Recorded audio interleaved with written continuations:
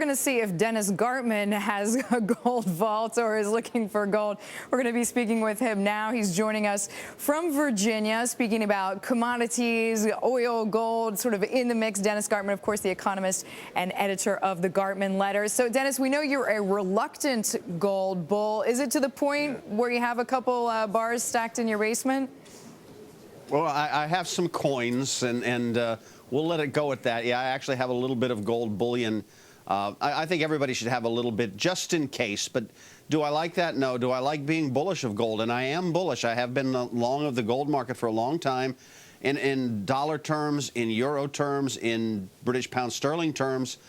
But am I happy when I'm bullish of gold? No, because it's really not a bet on all things great. It's a bet on inflation. It's a bet on monetary policy going awry.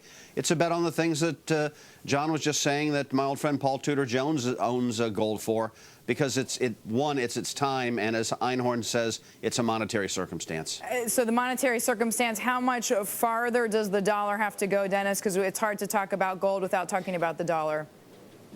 Well, actually, Deirdre, I think you can talk about gold going up in terms of other currencies, and that's what's important. Great bull markets in gold are not just predicated in dollar weakness. Great bull markets in gold are predicated in monetary policies going awry everywhere.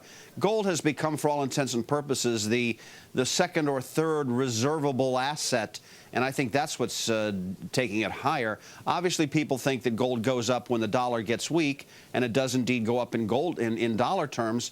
But take a look at a chart. I wish we had one, but if you looked at a chart of gold in sterling terms, if you looked at a chart of gold in euro terms, they would look very similar to a chart of gold in dollar terms. Gold's going up in all terms. Can we see $1,300 an ounce by March? By March? Nah, I guess you can. I like to say that the trend is moving from the lower left to the upper right. We'll go higher. I think we'll be higher a month from now than we are now. I think we'll be higher 6 months from now than we will be a month from now. But if you say that will it get to a price by a certain time, and if you miss either one, people come back and call you a fool. So having been in this business for 35 years, I'll simply say that take a look at that chart that's in front of you now. It's moving from the lower left to the upper right. It'll probably continue to do that. Hard to talk about these things without talking about oil as well. I mean, headed to its biggest monthly gain in 5 months. U.S. GDP report certainly helping that yesterday. But you're out of oil. Yeah, I find myself, when you get to $80, $80 to $85 brings all sorts of new technologies to play, and I just think there's so much oil that's going to be found out there. Look at the term structure of the futures market. The contango is very wide, which tells you there's plenty of supply of crude oil, either in tanks, in tankers, in storage.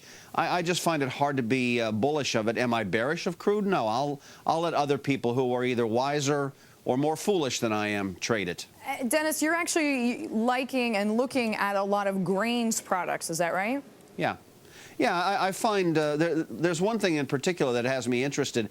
The bad weather that prevails, the rain that's prevailing in the Midwest for the past several days is delaying the ability of farmers who usually grow soft red winter wheat to get that grain in the ground after they've harvested soybeans.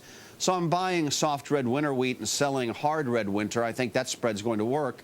And on balance, grain prices generally, we're talking about corn prices, or we're talking about gold moving from the lower left to the upper right. Okay. Grain seems to be doing exactly the same thing. So on balance, I'm going to be bullish of the grain market generally. Right. Dennis, we'll leave it there. We're going to wish you a happy Halloween. We didn't even have to ask him if he was going trick-or-treating. All right, Dennis Gartman, editor of the Gartman Letter.